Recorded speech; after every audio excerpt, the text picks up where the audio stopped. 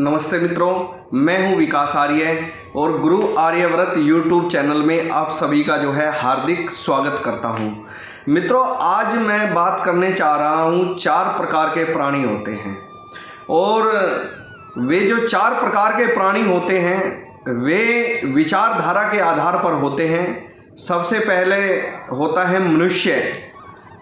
मनुष्य वह प्राणी होता है जो ना तो किसी दूसरे का कार्य बिगाड़ता है और ना ही स्वयं का जो है कार्य बिगाड़ता है।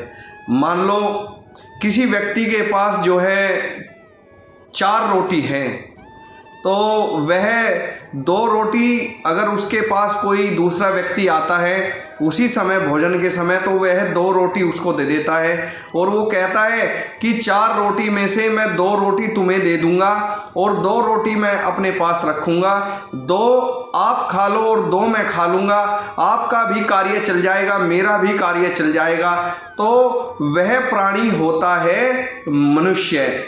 दूसरा प्राणी होता है देवता। देवता उसको कहते हैं जो निस्वार्थ भाव से हमें कुछ देते हैं और लेने की इच्छा वह नहीं रखते, तो उनको देवता कहते हैं। वे केवल हमें हमारे जीवन में देते ही देते हैं, केवल हमारा कल्याण ही चाहते हैं, तो वह प्राणी होते हैं देवता। तीसरी प्रकार का प्राणी वह होता है, उसको बोलते हैं राक्षस। राक्षस होता है स्वार्थ के वशीभूत। वह केवल ये चाहता है कि मेरा तो कार्य बन जाए लेकिन किसी दूसरे का कार्य न बने, दूसरे का कार्य बिगड़ जाए लेकिन मेरा कार्य बन जाए। तो वह व्यक्ति जो है स्वार्थ के वशीभूत होता है, केवल अपना ही कल्याण चाहता है और दूसरे का कार्य चाहे किसी भी प्रकार से बिगड़ जाए उसको उससे कोई भी मतलब नहीं होता। तो वह प्राणी जो है राक्षस कहलाता है। और राक्षस से भी ऊपर एक चौथा प्राणी होता है, वो प्राणी होता है पिशाच। पिशाच वह विचारधारा है कि ना तो मैं अपना कार्य बनने दूंगा और ना मैं दूसरे का कार्य बनने दूंगा, तो वह जो है पिशाच की श्रेणी में आता है।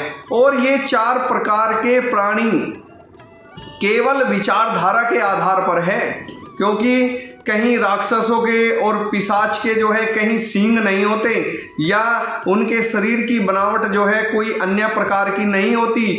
वो दिखाई तो केवल जो है सामान्य पड़ती हैं, लेकिन मन मस्तिष्क में और उसकी प्राणी की बुद्धि जो है, उस प्राणी की बुद्धि किस प्रकार से जो है किस विचारधारा में कार्य कर रही है, वो केवल उसके आचरण पर और उसके व्यवहार पर जो है निर्भर करती है। तो जब व्यक्ति का जो है व्यवहार दुष्ट प्रवृत्ति का होता है तो वह राक्षस कहलाता है, और वह दुष्टता से भी जब ऊपर उठ जाता है तो वह पिशाच बन जाता है। और इन सभी में जो है देवता श्रेष्ठ है, परंतु फिर भी हमारे वेद कहते हैं कि मनुर्भव कि अगर तू कुछ भी ना बन सके तो मनुष्य बन, क्योंकि मनुष्य जो है अपना भी कल्याण करता है और जितना उससे होता है वह दूसरे का भी जो है कल्याण करता है, क्योंकि ना तो वह अपना विनाश करता है ना दूसरे का विनाश करता है।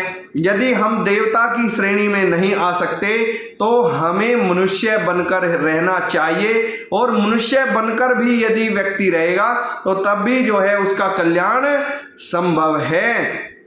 हमें वेद की आज्ञा का पालन करना चाहिए, वेदों पर चलना चाहिए, और जो व्यक्ति वेदों पर चलेगा तो वह कुछ बने ना बने लेकिन मनुष्य बन करके अवश्य ही रहेगा। और जब वो मनुष्य बन करके रहेगा और मनुष्य बनते बनते जब वह परमार्थ के कार्य करेगा तो वह देवता की श्रेणी में आ जाएगा।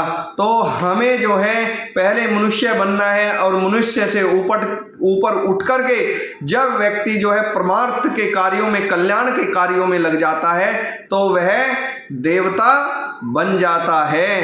तो मनुष्य से देवता बनने के इस सफर में जो है मानव का केवल कल्याण ही कल्याण होता है और वह हमेशा उन्नति करता है। अपनी शारीरिक, आत्मिक और सामाजिक तीनों प्रकार की उन्नतियां जो है व्यक्ति करता है। जो व्यक्ति जो है वेद के मार्ग पर चलेगा तो सदैव उसका जो है कल्याण ही होगा। तो हमें जो है जो विचारधाराएं हैं उन पर जो है विचार करना चाहिए और हमें जो है मनुष्य बन करके जो है आगे बढ़ना चाहिए, क्योंकि जो 4 प्रकार के प्राणी मैंने बताए हैं वह मनुष्य, देवता, राक्षस और पिशाच है। तो इन विचारधाराओं पर हमें जो है अवश्य विचार करें। हम पहले मनुष्य बने और परमार्थ के कार्यों में चलते हुए हम देवता बन करके अपने जीवन को जो है आगे बढ़ाएं। तभी जो है मानव का कल्याण है, तभी उस ईश्वर की कृपा जो है हमें प्राप्त होगी। अगर आपको ये वीडियो अच्छी लगी तो इस वीडियो को जो है लाइक करें, शेयर करें और कमेंट्स करें।